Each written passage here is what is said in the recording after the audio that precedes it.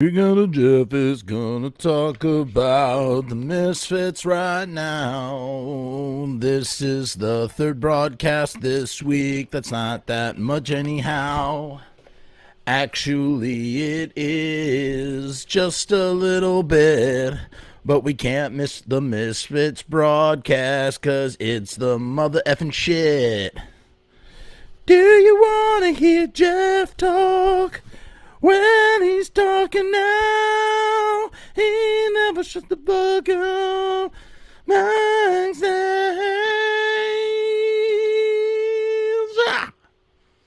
Hey, welcome. Hey now. I do know who Howard Stern. I do know that's from Howard Stern. Someone the other day was like, oh, I thought you were doing the Howard Stern thing. I am. I just don't know where Howard gets it from. But I do know he goes, hey now.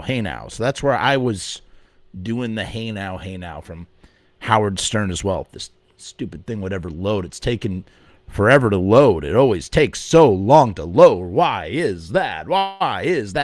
Takes so long to load. Should we start the show off the proper way? We haven't done that in some time, right? Like, we need to do the proper. And, you know, Nigel, who listens to these streams, I haven't gotten to it yet. One day I'm going to re-record the vocals, and we're gonna have a much better intro song. But in the meantime, we'll just use the old school one until we get there. But you know, that's just the way it goes. Okay, the show is gonna begin right now. Jeff is gonna talk about the Misfits right now. He's a nerd about this stuff, obsessed anyhow. Jeff never shuts his face, always needs to talk. Might be some weight if he went out for a walk. Do you think that he cares? He doesn't care. He's not into ranch.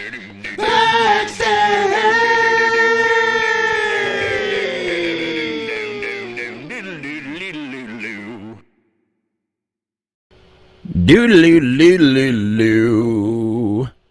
You know, I was so pleased with how well received last week's episode was. That everybody seemed to really enjoy what we were doing with the I Misanthrope, the Sam Hain to Earth AD and vice versa. I was really happy with that episode. It came out really nice and really enjoyed it.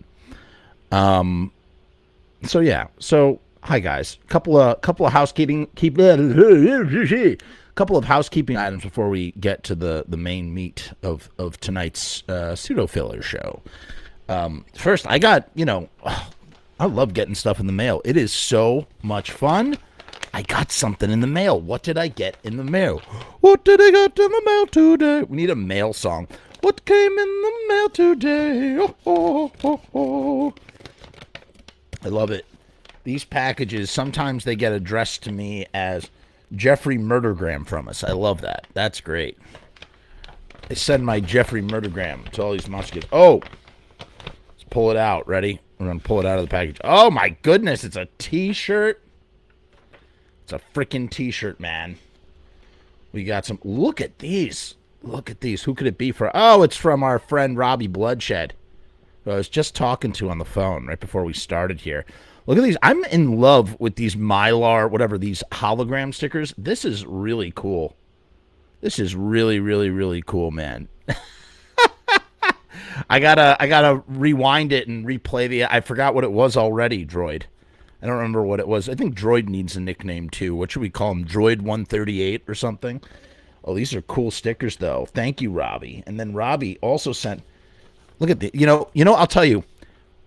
I really appreciate Robbie's gift, but far cooler to me or more meaningful are these little notes. It says, Jeff, have a merry, gory Christmas, which is from the Misfits poster.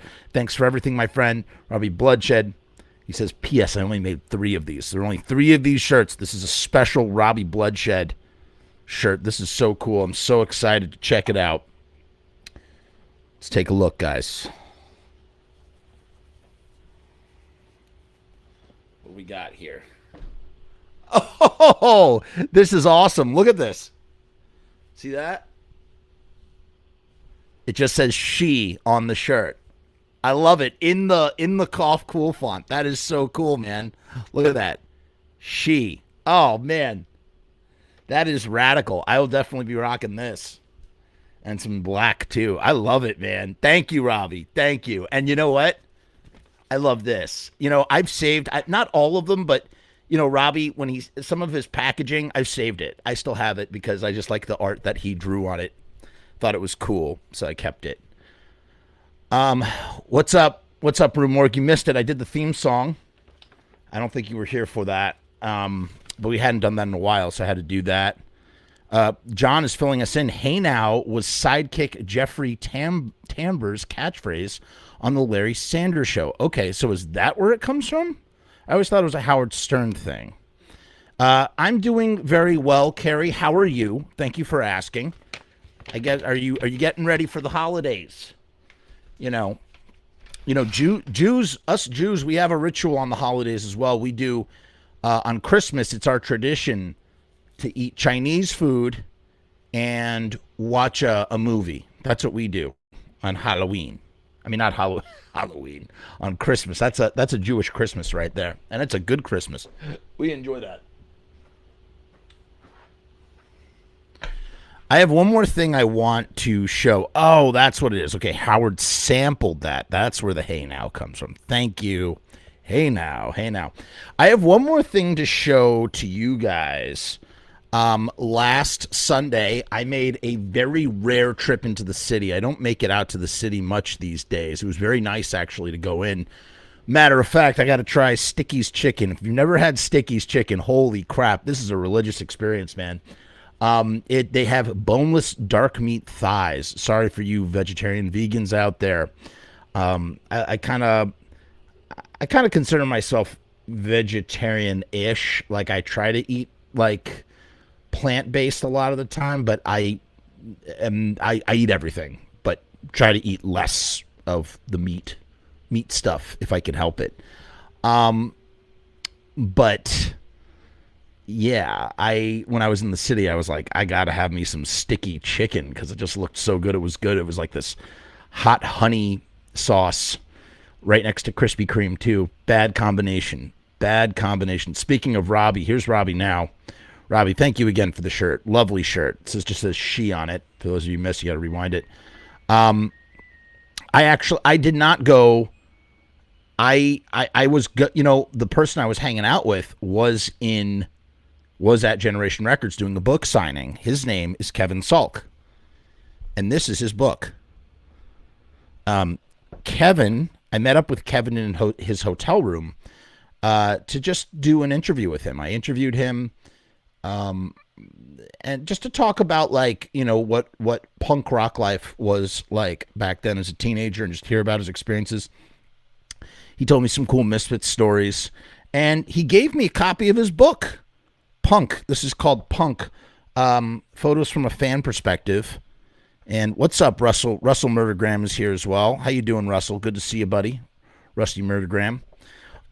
This is his book, and he took pictures of a lot of friggin' bands, including the Misfits. You saw Doyle actually posted. Doyle posted a photo of his book here. I'm not gonna. So there's. Oh my goodness! Check this out. That's Doyle. That's Doyle's tattoo right there, and that's the story. And yeah, this is a really cool book, and I have to put a link. I want to put a link to it. Everybody should check out this book, man. And the guy's name, Kevin. Awesome dude. Kevin Salk. Really, really spectacular fellow. We had a really good time hanging out together. And here's some more of his photos. He said he was hanging out with Glenn Friedman in the city. And he had a book signing at Generation Records. I didn't get to go to the book signing due to a snafu. But I did get to, as I said, I met with him in his hotel room. We did an interview, and he bestowed me with one of his books signed, which was really cool, man. Really great photographs. It's not just photographs, though. There are stories. He's got stories in here as well, including a Misfits story that none of us have heard. I mean, it's a really spectacular Misfits story. Really something else. Something from his friend who the Misfits stayed over at his friend's house, and so she talked about what it was like having the Misfits over, and it's in this book. So you should pick up a copy. Check it out for sure. Punk. Photos from a fan's perspective. This guy was 17 years old, and he just grabbed a camera and started going to punk shows. He saw a lot of Black Flag shows, Circle Jerks, the Misfits, you know, you name it, man. Minor Threat, all these bands, and he would just take all these pictures, just tons and tons of pictures. Circle Jerks, of course. And he's got stories in here from Keith Morris, Greg Hetson, Henry Rollins, I believe, told a story. Earl Liberty, just tons and tons and tons of stuff. Those photos you see of Doyle's tattoo. He's the guy who took that, and he saw the Misfits at Bob's place as well as Goleta. Jeff Nelson has a little story. Brian Baker's in this book. Dancing Waters, really spectacular. So I highly recommend you check it out. We'll have a Milo from the Descendants. You got some Descendants photos in here. Check this book out for sure. We'll get a link up in this piece. News. What's going on with the news? Again, if you are a Patreon, we'll talk about this a little bit later. If you're a Patreon, got a special Patreon video coming on December 23rd. I think you're really, really going to enjoy it. Something slightly different from the Lodi files. So keep your eyes peeled for that when that unlocks. What else can I tell you? The feature film that I made in 72 hours, which is atrocious and nigh unwatchable. I'm gonna fiddle with that after I finish this music video project that I've been working on. I'm gonna be fiddling with that and putting that out on the channel, so that should be good as well. On Monday, we have Loki is gonna come back for another episode of Pizza Punk Live Pizza. We have Dr. Loki, Ask Dr. Loki, but remember, Dr. Loki's not a doctor, but that's gonna be a call-in show. So I'm going to throw the link out, and if you want to come on the show and say a couple words, ask Loki for some life advice. He will provide it for you. Again, I don't know if you want to take life advice from Loki. I didn't say it was good advice. I just said it was Loki's advice. So be aware of that. What else? And yesterday we had a wonderful live Pizza Punk episode with Josh Grove of RiotStickers.com, the sponsor for our channel. And he talked to us a little bit about the history of Riot Stickers, why he started Riot Stickers, talked about his band, The Villians. I suggest you go check out that episode as well as checking out RiotStickers.com. As you can see right here, go to RiotStickers.com. We have a special promotion. We'll be talking about that in a little bit later on. What else can I tell you? Is there anything else? Any other news that we have? Like, what's going on? What's going on in the world? I don't know. Jagger says that he loved the last time that Loki was on. That was a marathon episode. Robbie was on that episode. We had Joe Pasta was on that episode. Joey Pasta. We talked for about 5 hours. Howie Wowie from Nimvind was on that show. That was really cool. We had a good time. We had a really, really good time. So there's that. I guess with all that out of the way, we should really launch into the meat of our episode, which is we're continuing. We're talking about Jerry Only today, kids. Again, yeah, for the kids. Today's we're looking at the next 2 pages of this Jerry Only spread in Maximum Rock and Roll from 1995. A very interesting point of view that's different from that Ugly Things number 12 that we were talking about. We got Walter White from New Zealand is in the house. What's going on, Walter? How's your summer down in New Zealand? I hope it's well. And yeah, so we're going to take a look at that. Let's see if this thing loaded. As you could tell, if I wasn't stalling. There it is. We got it. I think we have to go to page 83. Psycho 83, 12 o'clock. Don't be late. Whoa, this horror business. My mirrors are black for you. Okay. You don't go in the bathroom with me. Or with you. I'll put a knife right in you. I'm warning you. I'll put a knife right in you. Whoa, Walter says it's hot as hell, mate. down in New Zealand. I'm a little jealous, man. I want to make it down there someday. I mean, I doubt I ever will, but man, that'd be a great family trip. Just go down there. So let's pick up with the last question. So again, Jerry Only, 1995, Maximum Rock and Roll. This is 2 years after he gives the Ugly Things interview.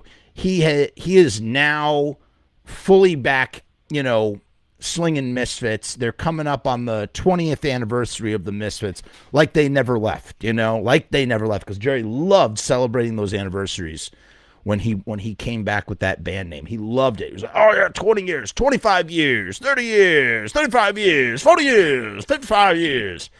And in later interviews you'll hear Jerry talking about how he wants the band to go to 50 years, and then maybe he'll hand it off to his son or whatever. I love Jerry's, Jerry always just wanted to carry on. I don't think that would happen now. I think that whenever they call it kaput with the original Misfits, hopefully that will be the end of things and they can move on to other things. I want Jerry Only to release a solo album. It's just Jerry Only. I think he would benefit greatly from just doing that. Riding the wave of respect from doing the original Misfits. A lot of people have more respect for Jerry than they did in the past when he was just doing it by himself. They a lot of people sort of reaffirmed why Jerry was important to the band, seeing him up there with Glenn. I mean, he's providing wonderful backing vocals for Glenn, and he's part of he's doing his stage slides, he's doing his power slide thing.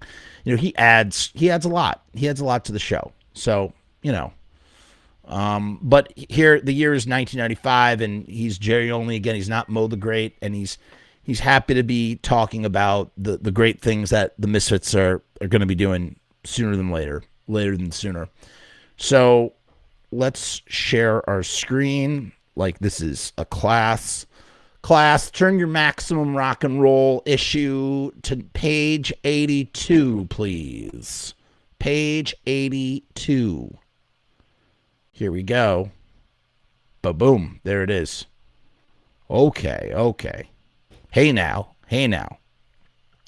So we'll start with this question. Maximum Rock and Roll asks, all the guys and gals wanted me to ask you about that one and only time the Misfits played in San Francisco. Jerry goes, oh, we were here before that. Editorial, Misfits played San Francisco twice in 1981. The first one was a poorly attended show at the On Broadway upstairs from a Black Flag show at the Mabuhay Gardens, which is where Black Flag and the Misfits met for the first time. The opening act was a showing of the little-known film Plan 9 from Outer Space. As the film ended, the band literally burst through the screen as they launched into their set. Henry Rollins came on stage and joined the band in an encore of We Are 138. We talked about this last time. And, that would go on Evilive. A day later, the Misfits sold out Sound of Music, playing with Toxic Reasons and Pope. So now we're moving on to the next page. So we're going to cover 2 pages and we'll call it Kaputty. I don't know what, now I remember this thing continued on and it was like a weird continuance. Jerry Only's continuing from somewhere. I don't know where looks like we're missing something here. I don't know where this is from. He says, I'm not saying the Misfits should, I'm not saying the Misfits shouldn't have been thrash oriented in the future. I'm just saying that later releases of that nature should have been much more thought out, much more involved with the progression of the Walk Among Us stuff, which to me was it, with an exclamation point, no less. We had arrived once we did 3 Hits from Hell. That's the best 45 on the planet. It has the right look, the right sound, the right feel. It's your black and white B movie from the 50s with an 80s type beat. Maximum Rock and Roll asks, what about the Misfits compilation thing, Legacy of Brutality, that came out on Caroline? Jerry Only says, that's an abortion. The Misfits had distinct, oh, this is cool. This is actually really cool. He says, the Misfits had distinct eras. Tyrannosaurus Rex did not eat the dimetrodon. Wow, Jerry Only really knows his dinosaurs. I don't know what these dinosaurs are. Oh, I know what a T-Rex is, but did not eat the dimetrodon because they didn't live in the same million-year span. We have our own eras. The Static Age era had Mr. Jim on drums and Franche Coma playing guitar. That was one era. Then after that, you had Googie and Doyle era, which is Walk Among Us. Then you had the Doyle and Robo era, which is Earth AD. So it was pretty much based upon drummers, which is not a very good way to substantiate different points of origin on, but that's pretty much what ended up happening. When Glenn went to deal with Caroline, he just took enough stuff to fill up a CD and really put no thought whatsoever into packaging. It was just like, let's get another Misfits release and put it out on the counter. The last one sold so good. Let's put out another one. It's a shame, because out of all the bands in the world, we've got a soap opera as far as band members and things that happened in our career. To take things out of context in our band is like really making a mess out of everything. I mean, you can't put it back together. But I mean, that's kind of what he's doing by calling himself the Misfits in 1995. He says, I would have never put that album out in the way that it was. It has good songs, but it has no thought behind it. It's an abortion of Misfits stuff, all stuffed into one can. Don't buy it. So even Jerry kind of like back then, you know, this isn't some hot take that the Misfits are like, you know, he calls it different eras. I said, you know, the Misfits are like 4 or 5 different bands in one. But Jerry said, you know, Jerry sees it that way as well, all the way back in 1995. So, you know, I guess it makes sense. I'm definitely going to sneeze in like 1 microsecond, and it's going to interrupt this broadcast. I can tell. Oh, I don't know what that means. You know, it's funny. I set up this thing. It says Coley. I don't know if that was a donation or if that was a subscriber, but I just set up these new alerts and it just went off. So whatever that was, Coley, I can't see what it is, but thank you so much for your support, whether it's a subscription or a donation, all of which are welcome. Those are the best ways to support the continuation of this channel. So thank you, Coley. Truly. It's a cool little alert thing that I have turned on now. Maxim, but that's interesting. That's interesting that Jerry thinks in that kind of way. Is there anything else? Oh, sorry. This is tough to negotiate a little bit here. Maximum Rock and Roll asks, when the Misfits started playing again, when the Misfits start, because the Misfits haven't, I guess the Misfits haven't started playing together again. When the Misfits start playing again, is there a chance of getting Glenn back? Jerry only says, for those of you out there who are big Danzig fans, we asked him if he wanted to sing for our band, and he said he wasn't interested. We gave the guy the option to jump back in and be friends and let bygones be bygones. Music shouldn't be based around money or politics. Music should be a bunch of people that really do great songs together, doing them together for the pursuit of having a good time. We offered him this back. He's very happy in his world, I would imagine. What happened was Jonathan Grimm, Tank, Jerry, and Doyle, and I think Kenny, went to Glenn Danzig's hotel room, wherever he was staying at the time, and they all had Doyle do it. They had Doyle... because Doyle was the one that was liked, or I guess Doyle was liked the best by Glenn at that time, or something like that. And he goes, they pushed him to go and knock on Glenn's door. So Doyle went by himself. He knocked on Glenn's door to ask him, and Glenn never answered. I think it was a bodyguard or something that either turned him away or security came or something and turned away. I don't know if they were decked out in their Misfits gear or not. I really should. You know, we're supposed to have Tank on the show. That's something I would ask him about. That's going to be a stellar, monumental episode, so make sure you stay tuned. I'm going to actually have to call him and see what is up with that. Robbie says, you notice Glenn Live always mentions this song's from Legacy of Brutality, Never Static Age. It's interesting. That's probably because maybe in his mind, Static Age was never an official release. That was a Jerry-only release. So he only thinks of it as Legacy of Brutality. I don't know. I honestly don't know. That's what I imagine, though. Maybe that could be the reason why he's like that. Maximum Rock and Roll asks, so what's the new lineup? Jerry Only says, we're in contact with Dave Vanian from The Damned right now, who may wind up being our singer. So how about that? So here you go. This is why, and we know this is a tidbit that's kind of been put out there already. But what's interesting is, so it's 1995. Michael Graves is somewhere in the mix, but he's not the singer yet. In fact, as we learned from John, voice of Doom, and the other John of Steel, the Johns of Doom, collectively, who both tried out for the new Misfits, Michael Graves was a guy who's like, kind of like hanging around, waiting in the wings, sitting on amps, and just sort of like there, but not really necessarily. He's not in the spot. He doesn't have the spot yet. In fact, as John of Steel says, he even tried out for Electric Frankenstein as the singer. How about that? For those of you guys should check out that John Steele episode. It's really great. Apparently, Michael Graves, tried out to be the singer for Electric Frankenstein. He didn't get it. But it would end up being, Peter Steele that was like ultimately said to Jerry, like, hey, like, there's no point in me learning these songs. This kid knows how to sing them.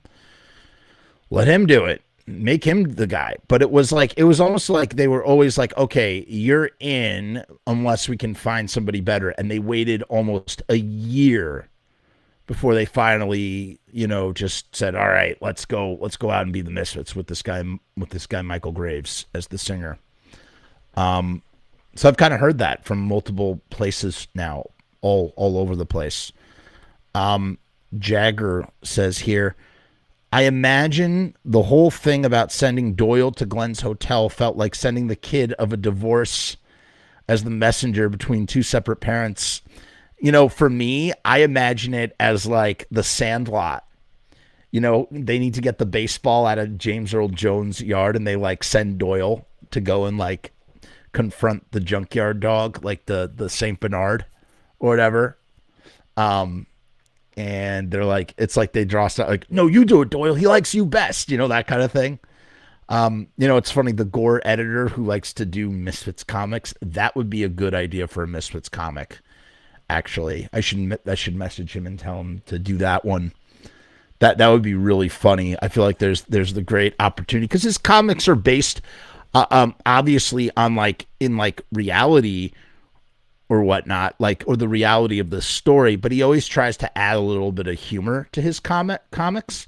So it'd be kind of funny to see him try and do the Doyle story. We have Ace Von Johnson. Sorry, my bad.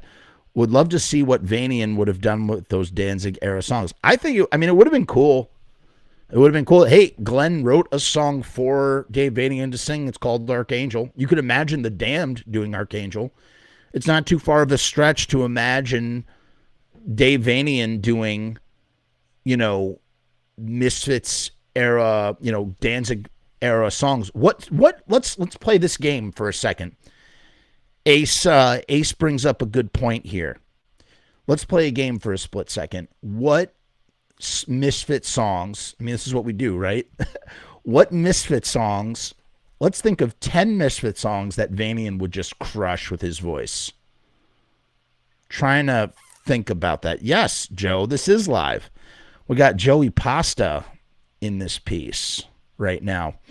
Joe, we're thinking of 10 Danzig era Misfit songs that Vanian would crush. Okay, Jagger says London Dungeon. I'll agree with that. I can imagine. I wish I had a good Vanian impression. Otherwise, I'd try and sing it. I just can't imagine Vanian sing. I guess I could. They call us walking corpse. I'm not going to try. I'm not going to even attempt. It's too embarrassing. And we all know I don't like to embarrass myself on the show ever. I guess I would. I guess Astro Zombies. Attitude. For sure, Attitude. Okay, Attitude, London Dungeon, Astro Zombies. Nothing from Earth AD. I think we would steer clear of the Earth AD stuff. Ghouls Night Out. I'd love to hear it. Okay. New musical challenge. Not necessarily for I Misanthrope, but who wants to do some Misfit songs in the style of The Damned or with Dave Vanian singing? That would be interesting. Yeah, Rue says attitude. Joe is going to sit this one out. Okay, Joe. Joe wants to sit this one out. Droid says, I remember this talk of Dave back in the day. I love Vanny than the Dam, but I'm kind of glad he didn't take it. You know, what's funny though is like they've been asked about it, I believe, one time. At least you could find one example of them being asked about it on YouTube. And believe me, I looked for plenty of examples for when I was, doing some editing stuff. And and Vanian doesn't like to talk about it at all. They don't like to talk about it. Yes, absolutely. Last Caress. Dave Vanian doing Last Caress would be great. So we have Last Caress, we have Attitude, we have maybe American Nightmare, London Dungeon. Trying to think what else. Yeah, I mean, I definitely want to hear him do Archangel, but man, I could just totally. It's so like. It's kind of like it's easy to hear it in my head. I just wouldn't want to try and like imitate it and sing it. I could totally hear Vanian doing, oh yeah, definitely Come Back. Agreed. Definitely Come Back. Angel Fuck. Yeah, Horror Hotel too. Are we just going to say like every song? Return of the Fly. Return of the Fly, kind of like Plan 9. What's that Plan 9 song that they have? The Damned. I'm not terribly well versed on the Damned as I would maybe want to be. I do love Machine Gun Etiquette is a great thing. Yeah, In the Doorway for sure. I mean, I feel like there's a lot of songs that Vanian would do justice, but man, I would really like to hear him do. I think Angel Fuck would be very interesting, and I think Attitude would be a no brainer for him. She could work. She could work for sure. Yeah, Ace, you absolutely, it couldn't be Earth AD material. That's not Vanian's style at all, right? It has to be more gothic, or it has to be something that could be transformed into something gothic, it's funny, not all of Static Age, because I wouldn't give Bullet to Vanian at all. I'd give him Teenagers from Mars. I'd give him Horror Business. I mean, I would say most of the Misfits catalog would fit, apart from Earth AD, apart from Bullet. No way. No Bullet. I wouldn't give him Mommy. Mommy, Can I Go Out and Kill Tonight? No way. We Bite. No way. Those are... He could do Die My Darling, I think could work. I just want to hear somebody who can do a great Vanian imitation now cover a whole bunch of Misfit songs. Thank you. It's called, the damn song I'm thinking of is Plan 9, Channel 7. That's a fun one. That's a fun song right there. But yeah, it's fun to imagine these kind of things. Doyle was never blown away by Michael's singing. Jerry made the decision to hire Graves. Yeah, I've read that too. I've heard Doyle talk about that in interviews as well. Mostly after his association with Graves. I'm sure those guys, I guess, eventually became very good friends and very tight. And on some level, Doyle did embrace Michael Graves. Michael Graves was going to sing for Gorgeous Frankenstein. So, but that's also maybe at a time where Doyle was kind of lost and not really sure how to proceed with his new project, and kind of thinking, yeah, Michael Graves, right, that makes sense, as he would ultimately use Chud for Gorgeous Frankenstein. Yeah, Ace, I agree, man. Plan 9, Channel 7, great guitar work. I really like that song. It's a good song. Really fun song, even though I didn't remember the full name of it. Yeah, Machine Gun Etiquette. What's the gothic one with Jekyll and Hyde and Fiendish, something Fiendish from the 80s? The Damned. Oh, Phantasmagoria. That is a really good album. Strawberries is good too. But Phantasmagoria and Machine Gun Etiquette, those are two just solid. Obviously, Damn, Damn, Damned is good. Grimly. Thank you. Grimly Fiendish. That's a really great song. They really got into the organ, the clavicle organ in the 80s. The Damned did. They loved doing that. They love doing that ding ding ding ding ding ding. That's not how an organ sounds, but you know you know what I'm saying. Let's read on, shall we? Let's read on. So what's with the new lineup? We're in contact with Dave Vanian from the Damned right now, who may wind up being our singer. So we're trying to put together this main front and get our music back in line. He kind of fits everything we're looking for. Me and Doyle, we've got a drummer named Dr. Chud. He's from Lodi, New Jersey. He's an old stand-in. We're gonna... Oh, sorry. We're gonna... Blah, blah, blah, blah. We're going to see how Dr. Chud meshes once Vanian joins the band.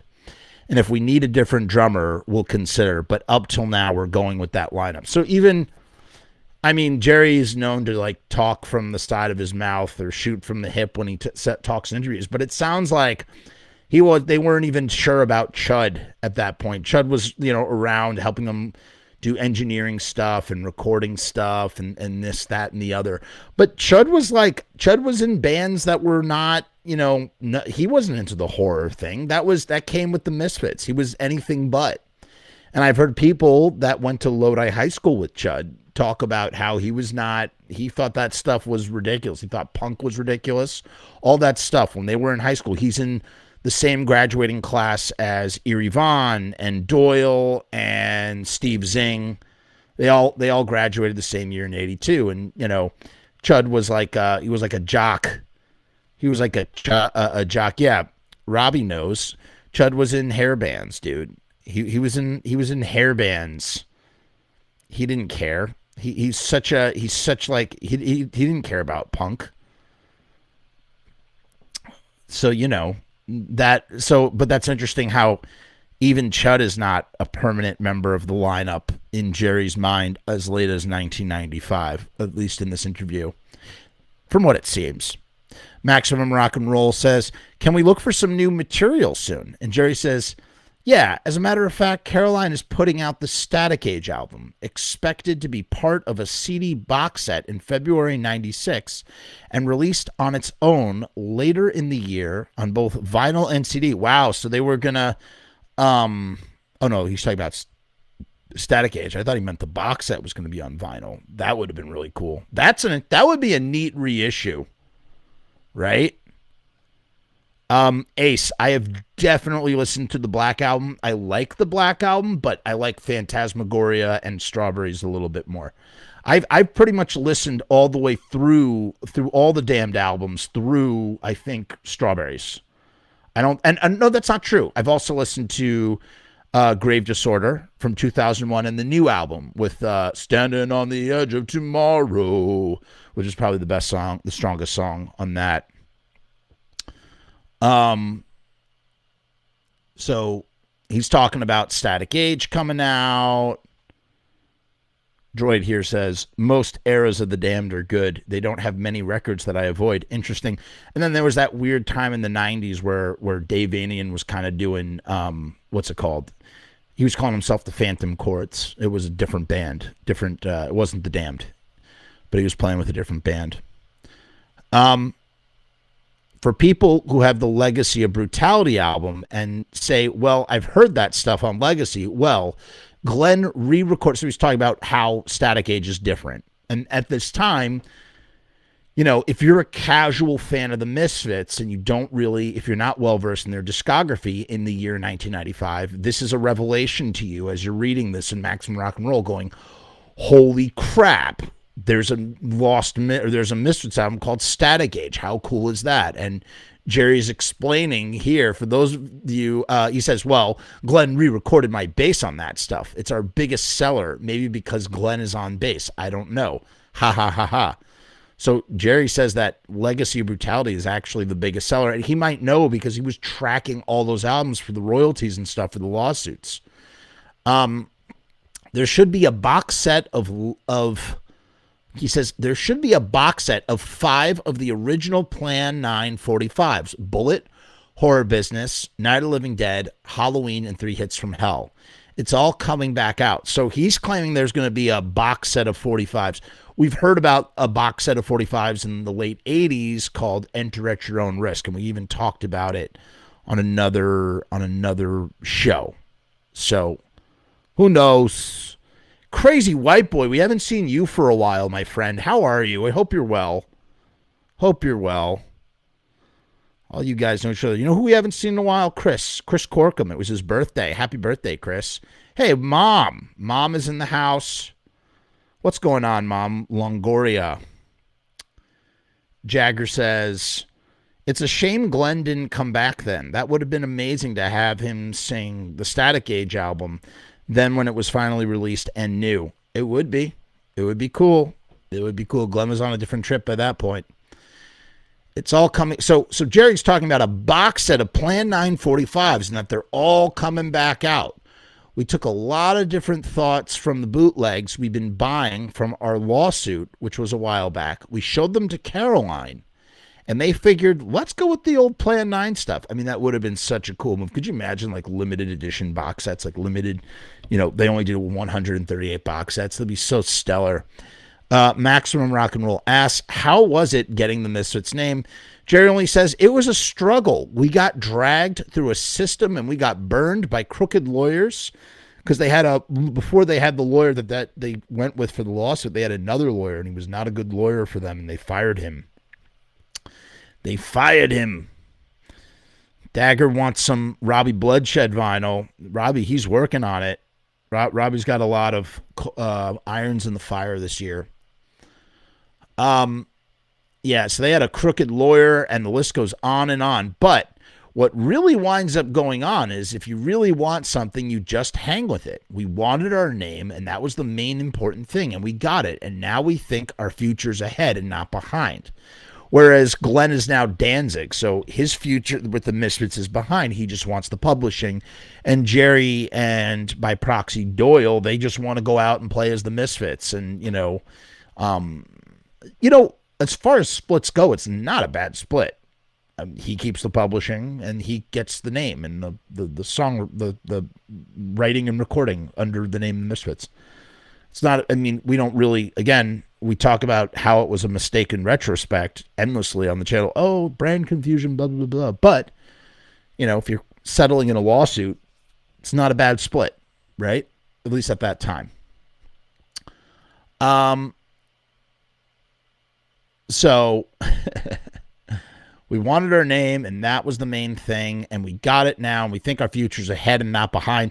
Maximum Rock and Roll asks, and how did Glenn Danzig feel about that? And Jerry only says, well, he wasn't very happy about that. Ha, ha, ha, ha, ha. Maximum Rock and Roll asks, and that was most of the trouble in getting the name back. Jerry only says, well, yeah, the thing was Caroline and Glenn were out there running with it, and we had no input on our own stuff. You don't want to be a musician, have people putting out your records and designing stuff for you and not promoting you or making you look like you feel you should. And that's going to change. We're going to have a whole new catalog coming out. Don't buy bootlegs. Save your stuff. Everything's coming back up. Maximum Rock and Roll asks, all the stuff? We should see that pretty soon in stores? Jerry only says, it's coming. The first new release is a compilation due out on 11/7/95. That would be Misfits Collection 2. 5 or 6 of those songs were re-recorded with Eerie Von on the drums. Does that make Eerie Von the last Misfits drummer? I don't know. I truly don't know. And the song we've talked about, the song Mephisto Waltz, not a Misfits song, technically. Maybe. More of a Sam Hain song than a Misfits song. Maximum Rock and Roll says, what about the lawsuit and the bootlegs and getting the Misfits name again, ... Jerry only says, well, we felt that it was our main concern in... What? Blech. All right. So this is what's annoying about this stupid interview is that there's no... It's like weird. Why does that happen? I don't understand. Let's go to this other one for a minute. I'm going to take a small little small little detour here. And while we're in a small little detour, we might as well take a quick moment. Well, that was our main concern, right? Sorry, I'm getting all lost up in this piece. That was our main concern. Yeah, that is bizarre. That is bizarre. It just randomly cuts off and then just starts somewhere else. So now they're talking about Bobby gets stuck in his coffin. What are we going to do? Time out and dump the coffin out. He's talking about why they kicked out Bobby Steele and dump the coffin out on the ground and pull him out. In the later years, I heard Bobby set up the same prop just to prove he could do it. I think Bobby should just be very thankful he was in the Misfits and can go around saying that he was. And in my opinion, that's the extent of Bobby's hype. I don't want to take nothing away from Bobby, but at the same time, I don't want to have to deal with him. He just doesn't bring anything to the table for us. If anything, he made us play less than what we were. Let us take a quick commercial break. Do you need stickers? Because the Frumess channel is powered by riotstickers.com. As you can see right here, we had Riot Stickers CEO, Mr. Josh Grove, on the channel yesterday to talk about his company as well as his bands and what it is to, print up merch and stickers and stuff for bands. And here he is now. Look at him. He's setting fires in the chat. He's setting the chat on fire. No, we had a great talk. And one of the things we talked about was the promotion that we're running for riotstickers.com. That's coming up right now in the little ticker tape parade down below. You see it? Look at this. It's a nice deal for your band. For $29.50, you're going to get 50 3-inch by 3-inch vinyl stickers at riotstickers.com. If you go into the description of this video, you're going to see the link. You click directly on that link and you use the promo code Frumess to get 50% off, okay? You're not going to find a better deal on stickers. It's so affordable. It's normally $59. Go check it out. Go on Google. See if you can find a better deal than that. I don't think you can. And, some of those leading competitors, allegedly, the stickers don't stick too well. I've ordered from Riot Stickers in the past, and I got to tell you, I loved the stickers that I got. They stuck when you stuck them onto stuff, and they were shiny and glossy and wonderful. Video business media stickers. That's what I used. I used riotstickers.com. And, there's a whole video about it. There's a video. The guy from Less Than Jake, he did this song. What song are you talking about, Jeff? Well, let me tell you. Let me play it for you.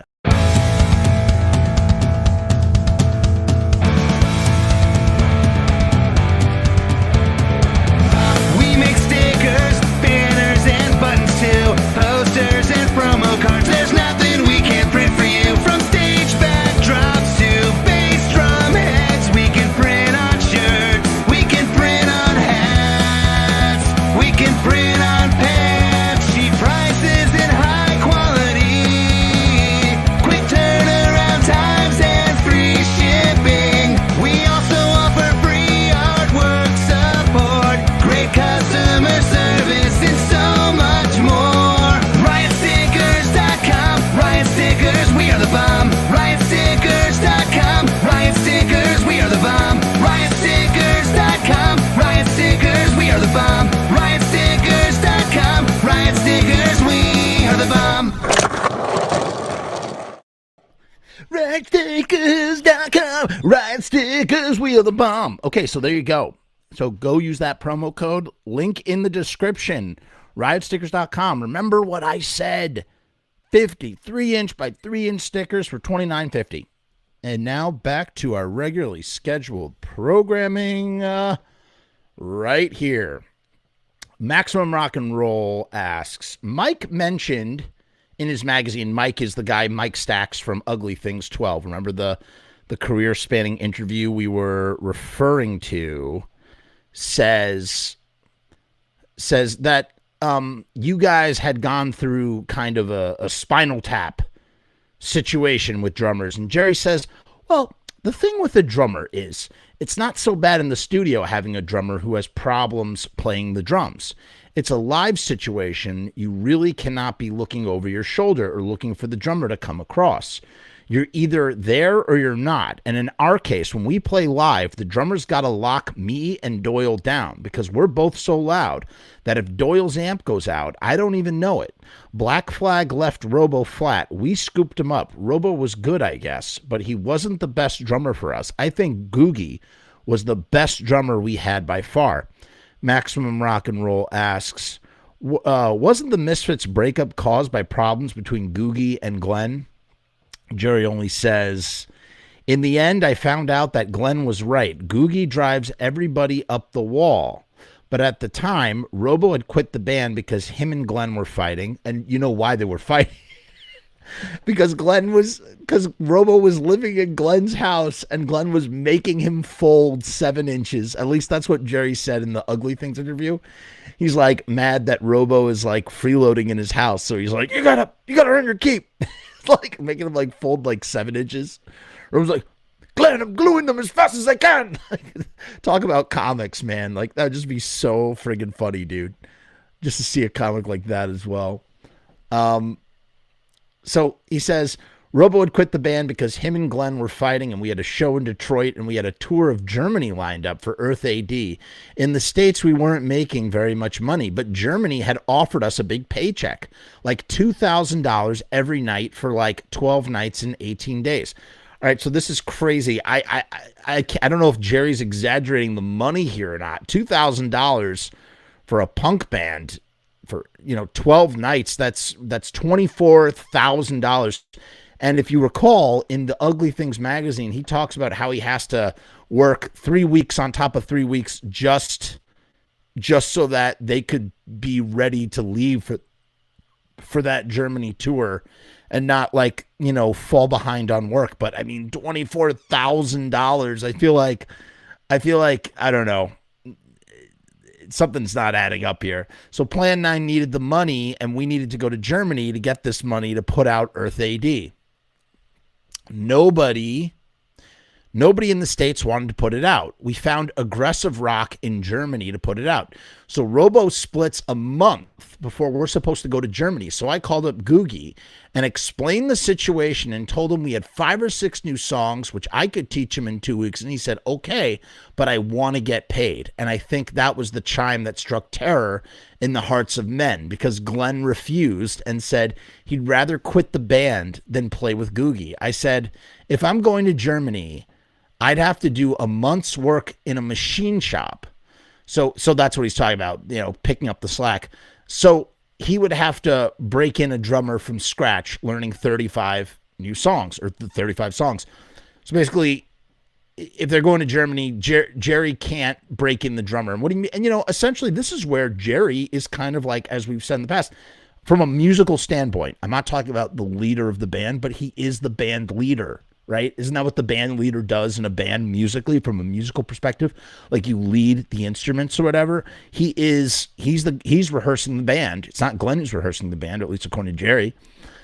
So he's telling Glenn, you have to break in the drummer from scratch, learning 35 songs. So he picked a kid because of the way he had his hair cut, and that's Brian Damage. We covered Brian Damage's aka Brian Keats, who's no longer with us. We covered his time in the band thoroughly on this channel. Go check out the Misfits Last Show episode. It's a really good episode that talks, that we hear Brian's point of view and perspective, Dagger says he read this article in the bookstore when it came out. Mr. Jim is my personal favorite, but honestly, all the drummers were perfect for their respective eras. Ace Van Johnson says, Von Johnson, sorry, I'm so bad with that. Seems he was acting as the musical director, more or less. Exactly, dude. That's what I'm saying. It was a band leader, musical director. That's what I mean. The guy who's leading the band, like leading the instruments, like if you're counting off, like a 1, a 2, a 1, 2, 3, that's what I mean by that. You know what I'm saying? So I think that I don't know. I just find it that part of the dynamic is very interesting. He says, now I don't know how you choose drummers around here, but we try not to look at the hair before we hear how they play the kit. And the thing was, Brian Keats, and again, talked about this thoroughly in the last show episode. That's one of my favorite episodes we've done on the channel, by the way. You must check that out if you've not seen that episode. You can find it. Brian Keats was a very accomplished drummer and played in a lot of different bands before and after the Misfits. And what's really sad is, as you know, for such a big, varied career as Brian had, the one thing he seems to be known for is that he was in the Misfits for literally 2 songs during the last show. Or whatever, 10 songs in the last show. So it's kind of sad that his whole career got boiled down to that. Rest in peace to Brian. He says, I don't know about how you choose drummers around here, but we try not to look at their hair before we hear how they play the kit. Halloween was coming, and the Necros, a band from Detroit, booked us a show there. And they went out in the freezing cold and hung up flyers for our show. The kid bombed out. I got totally disgusted because we wasted 2 of the 4 weeks before going to Germany. We looked like a bunch of jerks in Detroit. It's one show. I was willing to swallow it and go back to Googie, but Glenn refused, even after what happened. So that's interesting. So at some point, if you believe what's being said here, okay, here's a little hot take. I don't know if this is quite a hot take, but at some point on the way back to Lodi from Detroit, or maybe even after that,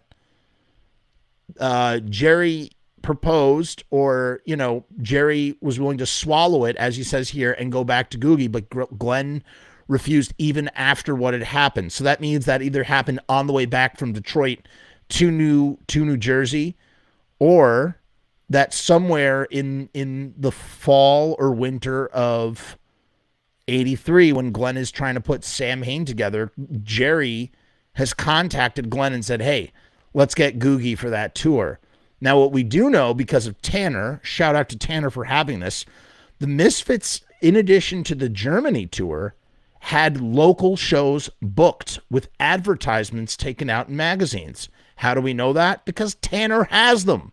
He actually has the freaking Clip magazines. So we know that the Misfits were not, that it was not intended for that to be their last show. You know, whether it was in Glenn's mind or not, Glenn was still booking shows as the Misfits, okay? And from that tour to the local shows. So it's interesting how that really just sort of, you know, disintegrated the band. But there was more on the books, you know? Ace Von Johnson says, it's pretty normal to have one member who delegates stuff, like usually considered the musical director. Doesn't necessarily make them the boss or the main songwriter, just the trusted leader within the band. Exactly. That's what I mean. That's exactly what I mean. Glenn was clearly the boss or the main songwriter or whatever, the front man, but it's Jerry who's delegating this stuff, you know? It's Jerry, frankly, who probably had a helping in some arrangement stuff too. Supposedly, that's what Jerry was really good at. He was really good at arranging stuff. And Ace says here, usually under the lead singer-songwriter. So there you go. The great Danton says, if the Misfits had played Germany, no doubt they would have stuck around at least a couple more years, and we'd have a very different history of the band. I'm sure they would have stuck around longer. For how long, who knows? I think as long as like stuff was rolling, stuff was happening, Glenn probably would have just stuck it out, right? No matter how frustrating things had gotten by that point. But that's an interesting thing, that this is why I love reading these old interviews. Even if we hear the same like stories over and over again, you usually hear like a couple of sentences that don't fit in with something that you thought you understood. Like you thought you understand this way, and then there's something in the material that goes, whoa, okay, so did they talk? And we don't know. I don't know if they talked after they got back to Lodi from that last Detroit show. Supposedly, I mean, the story goes that they never talked again. That was it. They stopped talking to each other. But maybe Jerry left him an answering message on Glenn's answering machine, never got back to him. Maybe that's what Jerry's talking about. Who knows? I mean, both things could be true.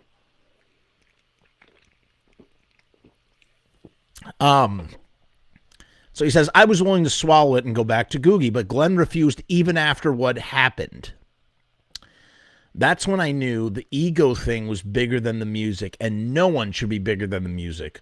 We kind of sat back and said, well, hey, look, if people's personal problems are bigger than what the band needs to do, then it's a total problem. It's a total problem here, you know, because the band always came first, because it was a band and it was a unit. Me and Doyle used to practice. You know what I hate about these articles?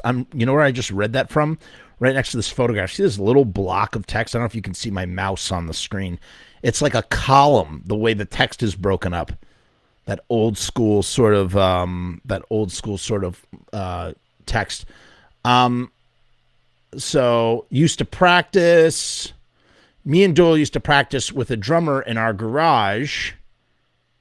And we didn't have a good PA, and it was cold. We used to practice in sub-zero temperatures, and we would practice for hours. We understand, okay, Glenn can't come down and sing because it's freezing. Our point was, look, so that's what I mean. So Glenn's not there for practice, but Jerry's still out there with the band running through the songs. As Ace is saying, that's musical director, right? Maybe you wouldn't call it the band leader, musical director. I think that works. That's a good label.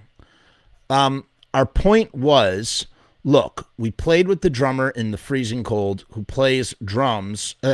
Who plays drums should really be our decision.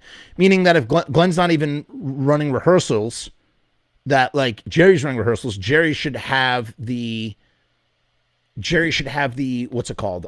It should be at Jerry's discretion, right? On some level. So you're saying, look, our point was that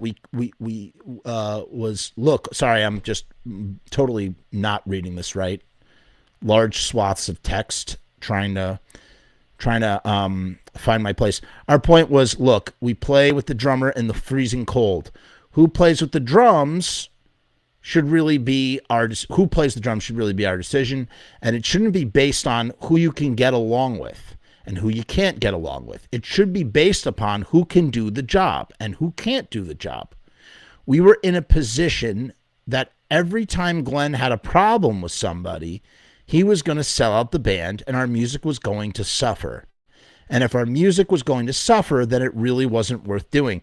So, you know, Jerry's trying to paint a picture in this 1995 interview. He's told us, okay, Glenn had a problem with Googie, and Googie's out of the band. Glenn had a problem with Robo's out of the band. Glenn got this guy Brain Damage, and Brain Damage washed out. So it's like they're having problems keeping drummers. They're using Todd Swalla to fill in on drums, because frankly, they should have just gotten Todd Swalla on drums too. If you didn't get Eerie Von, if you didn't get Steve Zing, why not get Todd Swalla and then the Necros and the Misfits are going out as a package anyway, so they're sharing a drummer. I mean, bands do that sometimes, you know? Let's look at some of these comments. Ace says, I think a huge part of the mystique of the original Misfits, at least in the early 90s, was the fact that they broke up and had only played so many shows, mostly small gigs. That combined with ...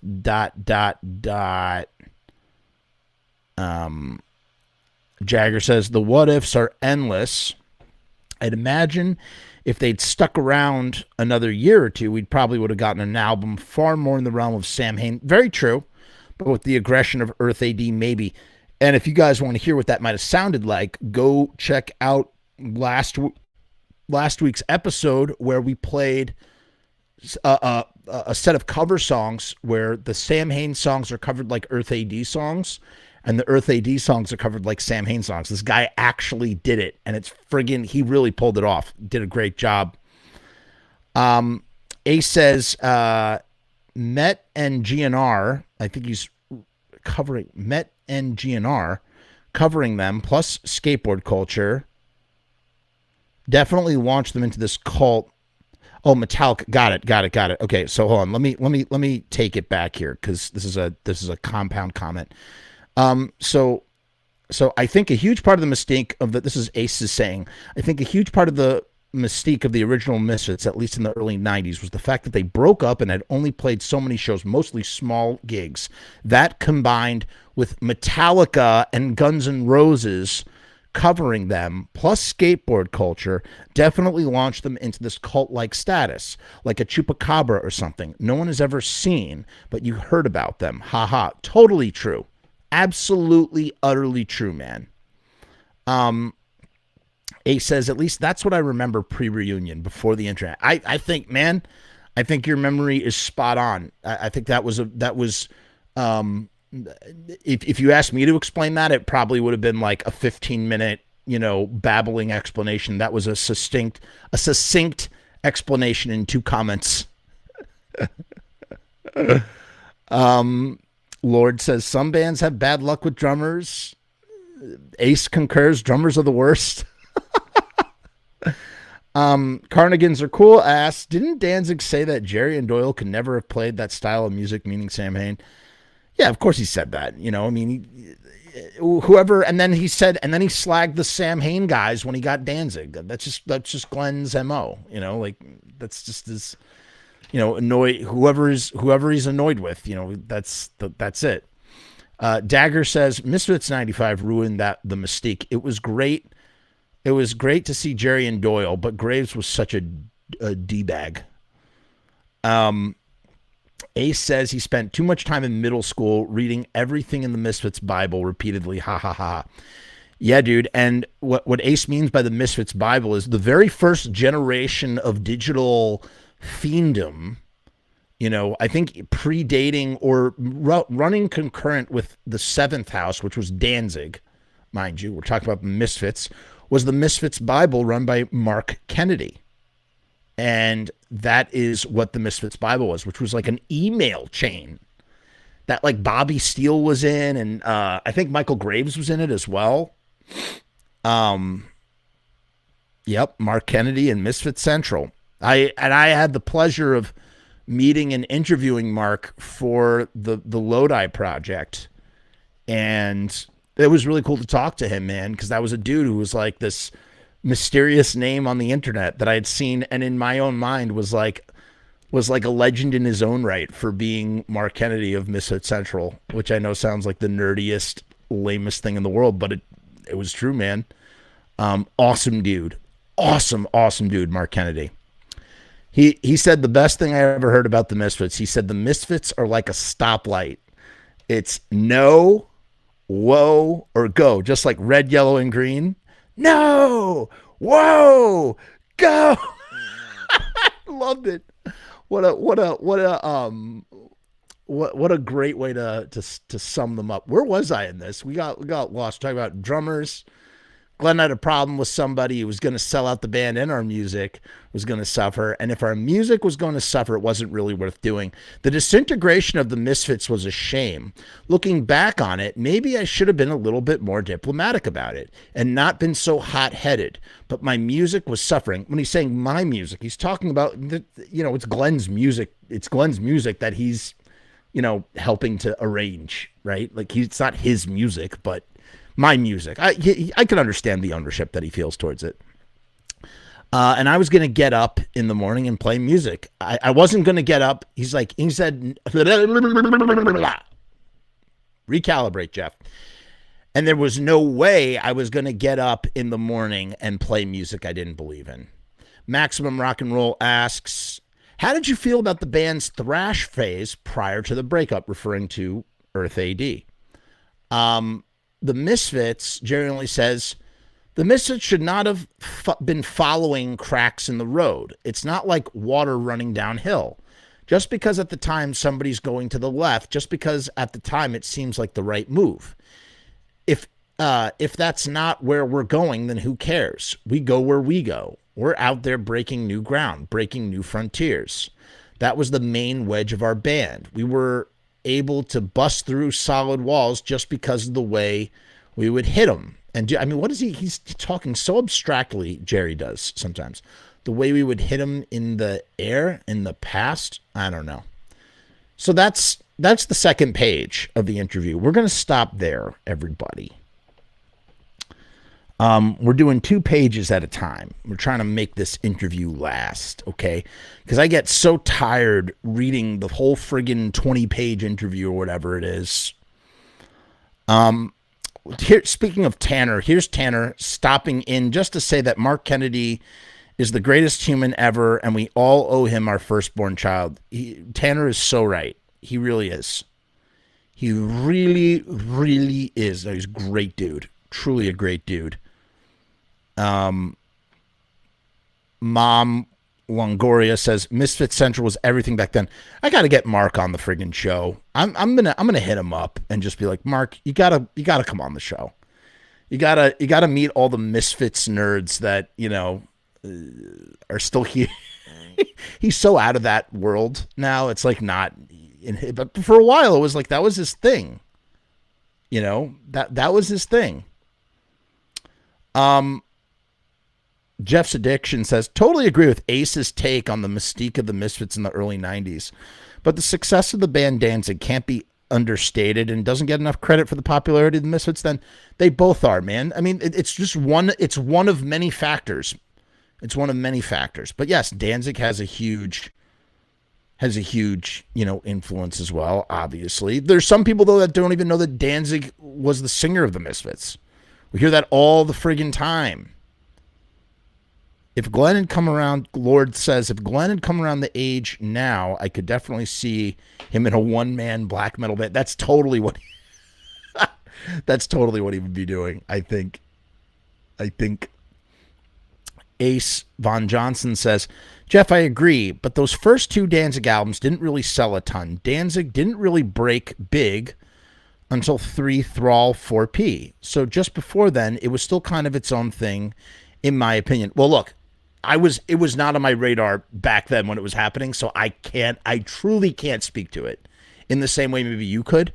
But that makes sense. That totally does make sense, right? Like Thrall is when Misfits 93 comes out, and that's when it breaks into the top 40. So Metallica and Guns N' Roses and underground skateboard culture are the engine that's sort of carrying the flame. In addition to, Bobby Steele is out there playing those songs, and that was like he stood his ground for a long time as being like, hey, I carried the Misfits flame. I was playing those songs when no one else was playing those songs. There was a stretch of time, besides the songs that Danzig will cover, Bobby Steele is the only other dude who's covering those songs, because Glenn and Jerry are trying to do this Christ the Conqueror thing. I would absolutely try to get Mark on. I have a few different ways I can contact him. If I can get in touch with Mark, let me know. He's gone radio silent in the past 2 years. I did not know that. I haven't spoken to him last time I spoke to Mark was about 3 years ago. So, I don't know. I'll drop him a line. I'll see it. I'll see what I could. Everybody wants Mark. Mark. I'll talk to Mark. We'll see what happens. I can't make any promises. But that'd be cool. That would be so cool. I spent a lot of time on Misfit Central back in the 90s. I feel like we all come from Misfit Central. Yeah, we'd love that. I was in the Misfits Bible then. I mean, it would be really cool to hear about the history. Ace says, when I was 11 and first got turned on to the Misfits, it was 2 years before I learned that it was the same singer as Danzig. See, that's on. Yeah, I mean, exactly.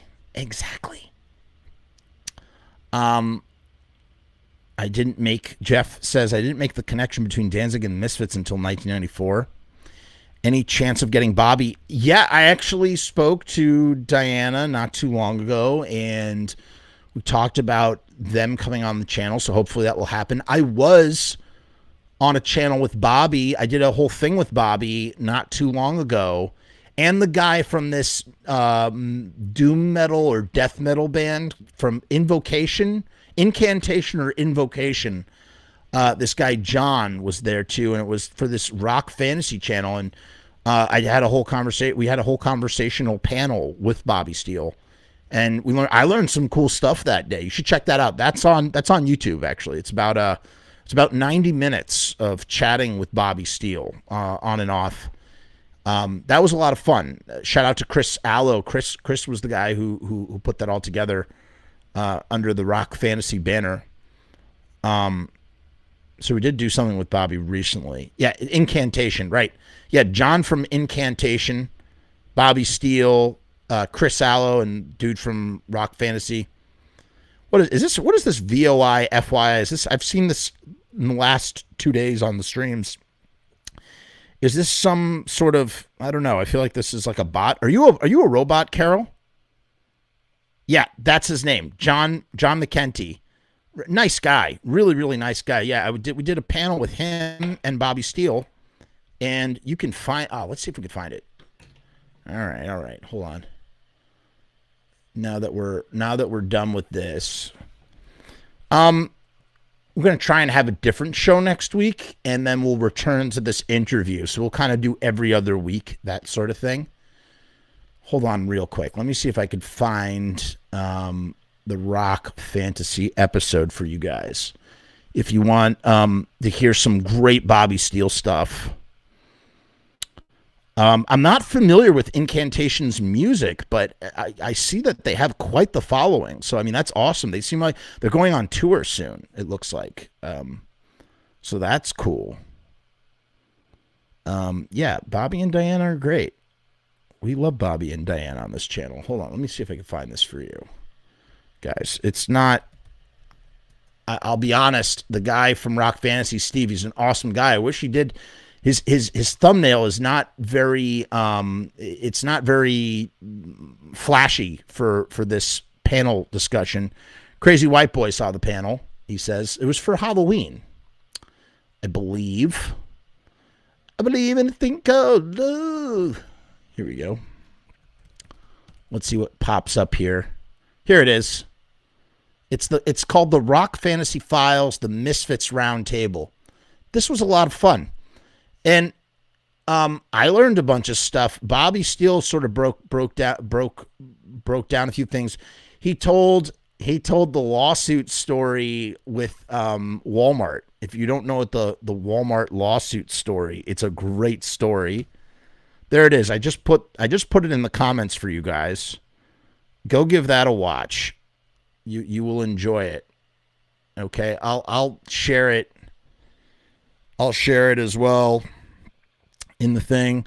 Crazy White Boy says, Incantation are great. Saw them several times over the years. That's awesome.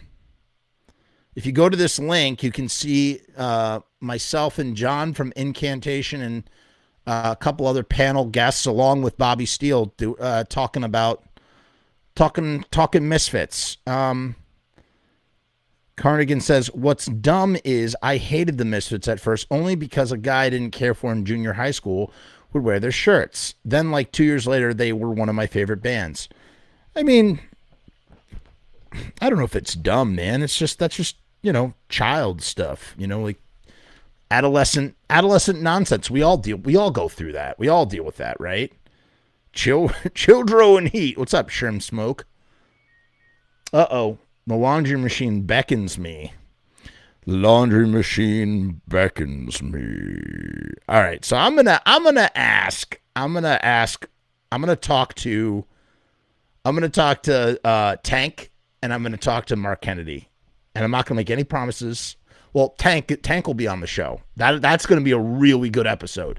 He was with the Misfits 95 from 1993 or 4 all the way up till 2008. So that's going to be, that's going to be a good show. Might be a multi-parter show even. And we'll see about Mark Kennedy.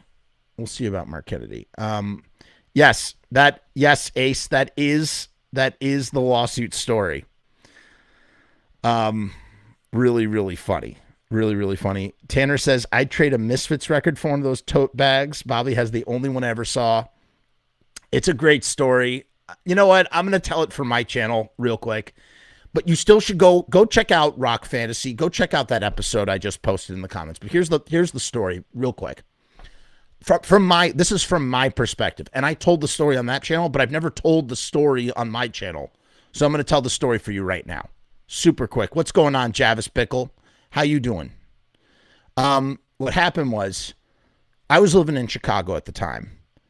And there was this girl, Stephanie, and a girl that I hung out with in my circle of friends. And she had a tote bag, and it had a picture. It was like a black and white it was Bobby, but it was like, it looked kind of like what's it called? Like what's linoleum. It looked like a linoleum print. You know what I mean?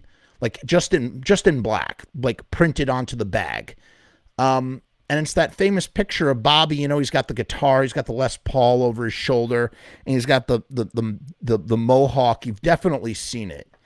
And so it's kind of like this. I don't know what you would call that, one-tone print of Bobby on a tote bag.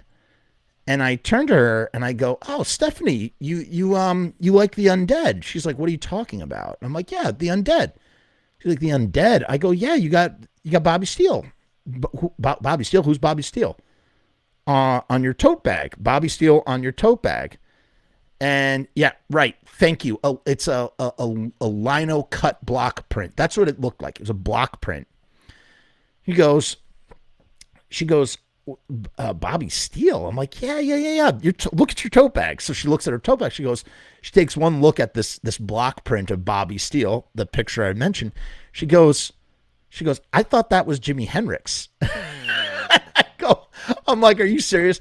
And of course, we all know Bobby's email address. I mean, he I think the reason why I had Bobby's email, I first found it on one of TVCasualty.com's interviews. Cause Bobby has the same email, the Juno email address he's had for, 20 something years and maybe even longer. And so I sent him an email. I said, "Hey, Bobby, this is 2007. I send Bobby an email. He doesn't know we've never met. I met him one time after an Undead show in 2006, but I didn't know him, and he didn't know, I didn't know him at all. Wouldn't meet him until later. But I sent him an email because Bobby was always cool. Bobby would, respond to emails all the time. Still probably will respond to emails. And I said, about these Bobby, is this, you're doing because I say to Stephanie, I go, "Where did you get the bag?" She goes, "I got it from Walmart." I go, "You what? Bobby, Walmart is selling undead bags?" It's sort of that doesn't sound right. So I emailed Bobby. I was like, "Bobby, you know about this? That Walmart is selling tote bags with your face on them?" Bobby emails me back, and it's just before I had my modern Gmail account. Otherwise, I would have a copy of this because I've never deleted an email. Going back to late 2008, I have every email I've ever received from someone from an address. I kept that email address. It's an excellent database filing cabinet. And Bobby says, "Oh yeah, I know all about them, and we are currently suing Walmart. We're in a lawsuit with Walmart." And they settled with Bobby. With that whole thing. But it was just so funny that I was just randomly walking. I randomly see Bobby Steele, because you don't normally see Bobby Steele on a tote bag. It's kind of a weird thing to see. And she didn't even know it was Bobby Steele. That was the best part. She thought it was Jimi Hendrix. I thought that was so funny. And so we talked a little bit about that at the very end of that rock fantasy episode. So check that out. There's way more good stuff. There's a lot of interesting Misfits stuff on there. Bobby talks about being, and I don't think Bobby really likes talking about being in the Misfits too much anymore. It's not really, he'd rather talk about the undead, I think, at this point. And I understand that. I understand that a bit. But he was a good sport, and he talked a whole bunch about the Misfits for this Halloween episode. Good episode. Check it out. Guys, let me check the comments real quick before we close things out here. Damn, I made my mom drive me to get a tote bag. I have no idea what I did with it, but it was ugly and cheap looking. Dan says, Jim has a million stories. He needs to record them. Growing up, Lord says, growing up, kids who play black metal love Misfits, hate Danzig. Kids who play death metal love Danzig, though. Thought the Misfits were annoying. Isn't it weird how that all works, huh? Weird. And that's the last we heard of Stephanie. Yes, indeed. I believe she went back to Texas after that. Guys, did you have fun tonight? I had a lot of fun. Great episode. Fun episode. We always have fun here on the show. Tomorrow night, I'll be over at the Sinful Celluloid YouTube channel. We've moved things over. We're officially over there. super happy for Chris. Congratulations to Chris on the move to the channel. And we'll be talking over there for an episode of Sinful Celluloid. We're going to be talking about thrashing 80s skateboard movies. So if that is something that you are into, go check it out. Thank you, Walter White. Glad you like the show tonight. Ace, thanks for dropping by and breaking down some knowledge for us and just like some band stuff that I wasn't aware of, that like, just about like musical directors and stuff. Always love hearing insight from musicians. It always helps because I'm not a musician myself. Jagger had a good time as well. Guys, one last thing I'm going to tell you about besides, again, riotstickers.com. Check out the promo. If you need stickers, you're not going to find a better deal than that. Use Frumess for the promo code. And the Patreon as well. If you're a Patreon guy, you already know what's coming. If you're not on the Patreon, you should sign up. We got lots of cool little tidbits that don't find their way to YouTube that remain only on the Patreon. Really, really fun stuff. If you'd like to know more about the Patreon, I guess I could tell you about it. We have a nice way of saying goodbye on this channel. We say peace and hair grease. I don't know what this has to do. It just feels right. Like you go peace and then you go like this. What is that? Is it just a man walking? Shouldn't it be like an H? I don't know how I can't make an H though. Peace and hair grease. Oh, that's what I'll do. Okay. So it's like this now. Okay. Yeah, let's get ready. It's like this. Peace and no, that's kind of lame. That's kind of stupid. I'll work on it. I'll get back to you. On it. In the meantime, Patreon. Hey guys, what's going on? It's Jeff. So I've decided to make a Patreon. What is Patreon? I don't know how to define a Patreon. Let me look it up.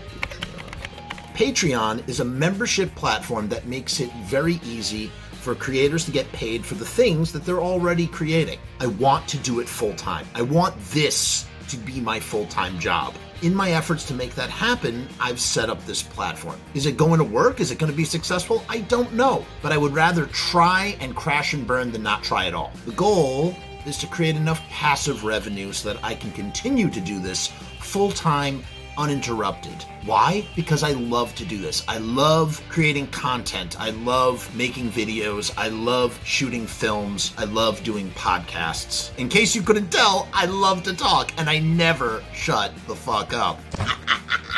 So right now I've kept the Patreon incredibly simple. There's 2 tiers, and that may change in the future. The Murdergram is a simple way to extend support for all of the hours and hours of free content on the channel for nothing more than $1. 38 cents goes to Patreon. What's $1.38, eh? It's less than a cup of coffee, but it's a great way that you can show support for very little effort. When you divide that $1.38 by the hours and hours and hours of time spent listening to this endless drivel of content, the dollar cost average works out. Next up is the YouTube Casualty for $6.66.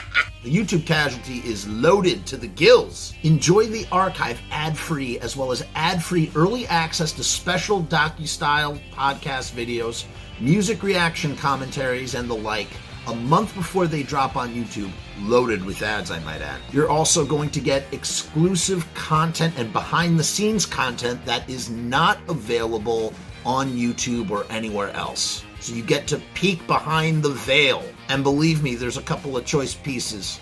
Most of all, more than anything, whether you join the Patreon or not, I just want to thank each and every one of you that comes to the channel, that watches all the shows, that leaves comments, that participates, that subscribes. That's really the most important thing. This is just trying to find a way to earn a living as an artist. And with that, thank you for my TED Talk. Join the Patreon because we need you! 66 cents.